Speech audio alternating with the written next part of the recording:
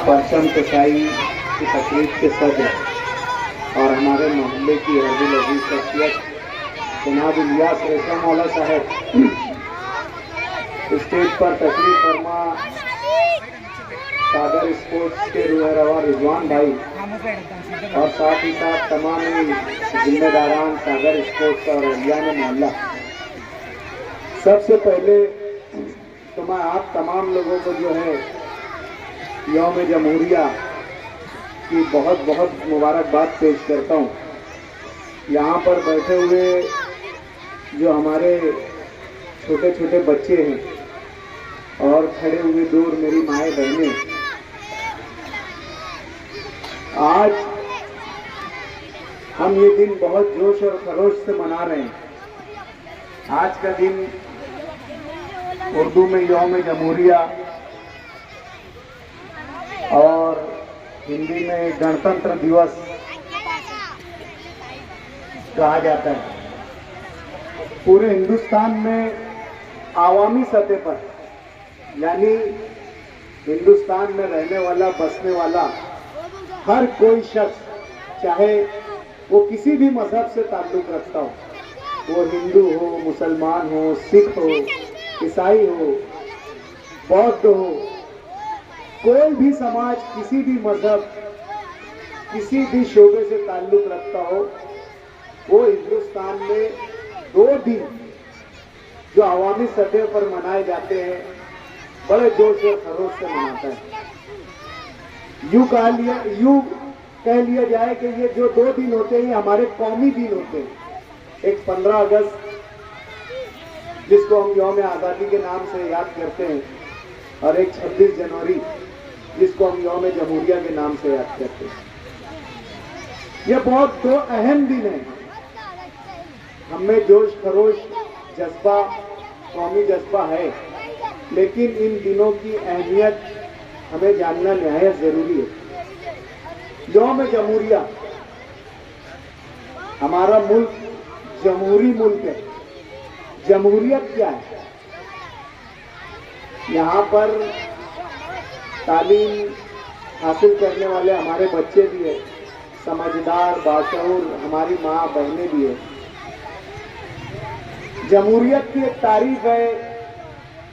जमहूरियत ये सिर्फ लफ्ज नहीं है, हमारी हिंदुस्तान में बसने वाले हर शख्स के लिए ये रूह है। किसे कहते हैं जमहूरियत? क्या है जमहूरियत? यहाँ पर बैठे हुए बहुत सारे बच्चे हैं, मैं पूछना चाहता किसी को मालूम है कि जमहूरियत क्या है कोई बेटा, कोई बच्चा जो जमहूरियत की तारीफ बयान कर सके? जमहूरियत किसे कहते हैं? आज ये दिन हम मना रहे हैं, ये दिन का पस मंजर क्या है? क्यों हम ये जश्न मना रहे हैं? जमहूरियत किसे कहते हैं? क्या है जमहूरियत? ये मुल्क की आजादी जब 15 अगस्त को हुई तो इस मुल्क का कानून जमहूरियत की बुनियाद पर रखा गया। जमहूरियत की तारीफ कई लोगों ने अलग अलग तरीके से की है। किसी ने ये कहा कि जमहूरियत उसको कहते हैं कि जहां हर कोई को आजादी हो हर तरीके से जीने की, वो किसी भी मजहब का मानने वाला हो, किसी भी जात का मानने वाला हो, उसको मानते हुए अपनी जिंदगी गुजारे उस मुल्क के कानून के मुताबिक। इसको जमहूरियत कहते हैं। किसी ने कहा कि जमहूरी मुल्क ऐसा मुल्क जो आवाम की हुकूमत वाला हो, आवाम के जरिए जो हुकूमत मुंतखब की गई हो, आवाम के फायदे के लिए जो हुकूमत कायम की गई हो, वो जमहूरियत होती है। हमें जमहूरियत के मानी और मतलब को समझना होगा। आज मुल्क के हालात बहुत संगीन है। ये जो कानून है, जो आइन है, जो हमें इस मुल्क में जीने के लिए, जिंदगी गुजारने के लिए हक देता है, वो कानून आज के दिन अमल में आया। आप लोगों को मालूम होगा, ये इल्म होगा आपको कि 1947 से पहले हमारा मुल्क अंग्रेजों के कब्जे में था। अंग्रेजों के कब्जे में سے آزادی دلا کر اس ملک کو آزاد ملک بنایا گیا، اور اس ملک کو چلانے کے لیے ایک پارلیمنٹ قائم کی گئی، ایک قانون ساز ادارہ، ایک پارلیمنٹ قائم کیا گیا۔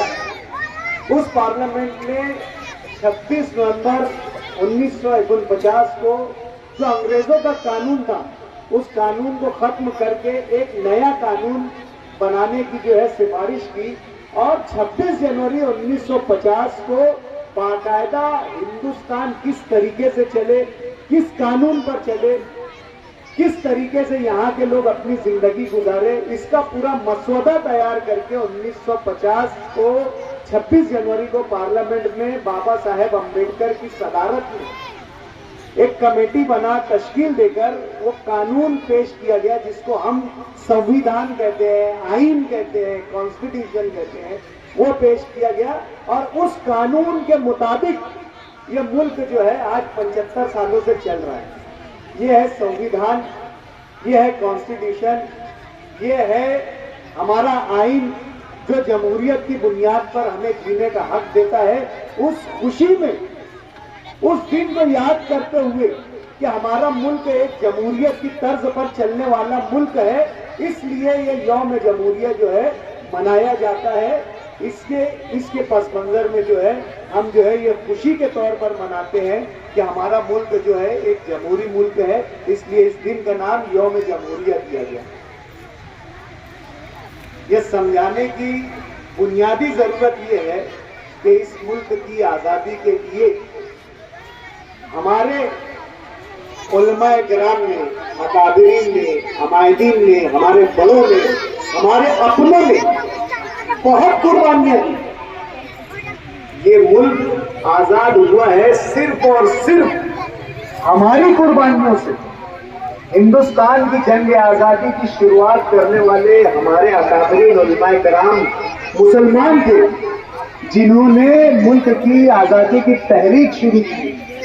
اس ملک کو تاج محل جو دیا وہ ہم نے دیا، اس ملک کو لال قلعہ جس پر آج پوری شان سے جو ترنگا لہرا رہا ہے وہ بھی ہم نے دیا۔ قربانیاں ہماری، خون بہا ہمارا، اس خون، اس زمین کی مٹی کے کن کن میں ہمارا خون ہے، کنکر کنکر میں ہمارا خون ہے۔ اور آج اس ملک میں ہمارے ساتھ جو سلوک ہو رہا ہے وہ پوری دنیا کی جو عالمی برادری ہے، جو اچھے برے کی تمیز رکھتی ہے، وہ ہندوستان کے مسلمانوں کے لیے تشویش میں ہے کہ اس ملک کے مسلمانوں کا مستقبل کیا ہے، کس طریقے کے یہاں کے مسلمانوں پر قانون، یعنی ان کو قانون کے دائرے میں ان کو جو حقوق حاصل ہے وہ بھی ان سے چھینے جا رہے ہیں۔ اس کے لیے بیرونی ممالک کے لوگ، تنظیمیں جو حقوق انسانی کی تنظیمیں، وہ فکر مند ہے۔ اور مسئلہ یہ ہے کہ جن کے ساتھ یہ ظلم ہو رہا ہے، جن کے ساتھ یہ حالات پیش آ رہے ہیں، وہ کون؟ وہ لوگ آج ہندوستان میں سوئے ہوئے۔ مجھے بہت بڑی بات ہے یہ، لیکن عام مجمع میں کرنے کی ضرورت یہ ہے، اس لیے پیش آ رہی ہے کہ بنیادی لوگوں میں جب تک کہ ہم اس پیغام کو پہنچائیں گے نہیں تو یہ بیداری آنے والی نہیں ہے۔ ہم اپنے آپ میں شعور پیدا کریں، ہم اپنے آپ میں اتنا شعور پیدا کریں کہ ہمارے اطراف میں ہونے والے حالات سے ہمیں کیا اثر ہونے والا ہے، ہمیں کیا فائدہ ہونے والا ہے، کیا نقصان ہونے والا ہے، کیا سازشیں ہمارے خلاف ہو رہی ہے، اتنا شعور حاصل کرے، اتنا علم حاصل کرے، اتنی تعلیم حاصل کرے۔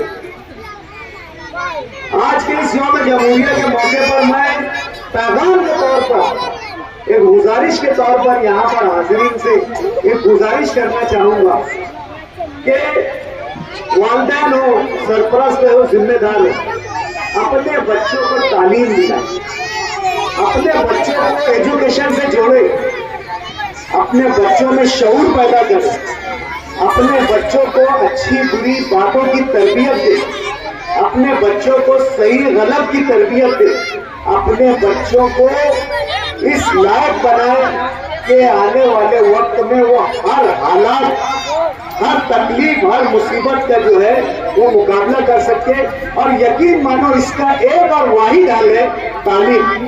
تعلیم جو ہے وہ بنیادی چیز ہے. جب تک ہم میں تعلیم نہیں آئے گی، ہم میں کسی طریقے کا شعور نہیں آئے گا، سوچنے سمجھنے کی صلاحیت نہیں آئے گی، اچھے برے میں فرق کرنے کی تمیز نہیں آئے گی، صحیح اور غلط کو سمجھنے کا ہمیں ہنر نہیں آئے گا.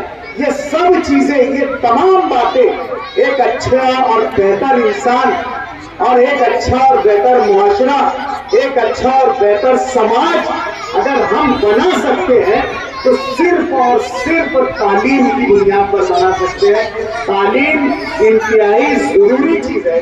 تعلیم ہمارا ہر طریقے کا حصہ ہے، چاہے آپ اسے دینی طور سے بھی لے لو، سماجی طور سے بھی لے لو، کسی بھی طور سے لے لو. آج تعلیم کے بنا کوئی چارہ نہیں ہے.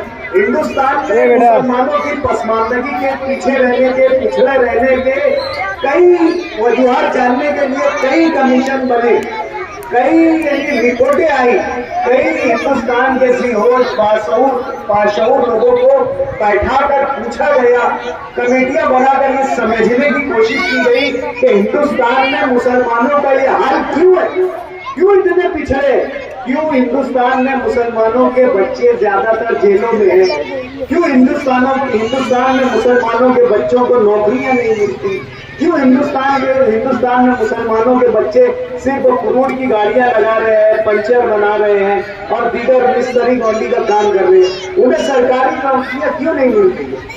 تو صرف اور صرف چاہے وہ سچر کمیٹی ہو، رنگ ناتھ مشرا کمیٹی ہو، محمود الرحمان کمیٹی ہو، کوئی بھی کمیٹی ہو، ہر کمیٹی نے صرف ایک اس کا جو ہے جو جواز پیش کیا، ایک ہی بات پیش کی کہ مسلمانوں میں جو ہے وہ تعلیم کی کمی ہے، مسلمان تعلیم سے دور ہے. جبکہ نبی کریم صلی اللہ علیہ وسلم کا فرمان ہے کہ علم مومن کا گم شدہ خزانہ ہے، جہاں چاہے لے لو، جہاں سے ملے لے لو، جس سے چاہے اس سے لے لو. حدیث مبارکہ ہے کہ آپ کو علم حاصل کرنے کے لیے اگر چین جانا پڑے تو چین جاؤ. حدیث مبارکہ ہے کہ علم حاصل ماں کی گود سے گود تک علم حاصل کرو. علم تو ہر طریقے سے ہمارے لیے ضروری ہے، تعلیم تو ہمارے لیے ہر طریقے سے ضروری ہے. نبی کریم صلی اللہ علیہ وسلم نے تعلیم پر انتہائی زور دیا. تعلیم حاصل کرنے کا فرمان ہر طریقے سے، غور فکر تدبر قرآن میں بار بار ہے. یہ علم ہی، علم حاصل کرنا ہی ہے غور فکر اور تدبر. علم سے اپنے بچوں کو جوڑو، تعلیم سے اپنے بچوں کو جوڑو، تعلیم کا سلسلہ عام کرو. ہر طریقے کی جہاں پر تعلیم ہو رہی ہے، علم حاصل کرنے کا کوئی بھی ذریعہ، کوئی بھی منبع، کوئی بھی چشمہ اگر ہو تو اس کی سپورٹ کے لیے کھڑے ہو جاؤ. اگر ہمارے محلے میں کوئی کوچنگ کلاس چل رہی ہے، ہمارے محلے میں کوئی دینی مدرسہ چل رہا ہے، ہمارے محلے میں کوئی کلاس چل رہی ہے، کوئی ٹیوشن چل رہی ہے، تو اخلاقی طور سے، ملی طور سے، سماجی طور سے ہمارا یہ فریضہ ہو جاتا ہے کہ ہم علم کو اور تعلیم کو عام کرنے والوں کی مدد کریں. آج اگر ہم میں علم آ جائے گا تو ہمیں ہمارا مذہب بھی سمجھے گا. آج اگر تعلیم آ جائے گی کہ ہندوستانی قوانین کے مطابق ہمیں کیا سہولتیں حاصل ہے یہ بھی سمجھے گا. آج ہم میں اگر تعلیم آ جائے گی، علم آ جائے گا، ہمارے بچے نوکریوں میں رہیں گے، پولیس آفیسر بنیں گے، کمشنر بنیں گے، کلیکٹر بنیں گے. آپ دیکھ لو کہ اگر وہ کسی بھی مذہب کا کلیکٹر ہو، ایس پی ہو، چاہے پھر کسی بھی مذہب کا اس کے نیچے کام کرنے والا ہو، وہ اس کو سیلوٹ ہی کرے گا، وہ اس کو ہاتھ اٹھا کر سلامی کرے گا. اگر وہ کمشنر مسلمان ہے اور اگر کوئی وہ کمشنر مسلمان اور انسپیکٹر ہندو ہے تو وہ اس کو سلام کرے گا. تو تعلیم کو سلام مل رہی ہے، شخصیت کو سلام نہیں مل رہی، مذہب کو سلام نہیں مل رہا، وہ اس کی تعلیم، اس کی تعلیم کو سلام مل رہا. اگر آپ مسلمان ہیں، آپ کے پاس نریندر مودی بھی اگر بیمار پڑا اور اس کو معلوم پڑا کہ یہ ڈاکٹر سے اگر علاج، میری جان بچ جائے گی، تو وہ آپ کے پاس علاج کرنے آئے گا. آپ اس تعلیم سے मजहबी तफरीके को भी मिटा सकते, अपने ऊपर होने वाले जुल्म को भी मिटा सकते। तालीम इंतहाई अहम और ज़रूरी चीज़ है, इसके अलावा हमारी कामयाबी किसी में नहीं है। आज हमें यानी दुनियावी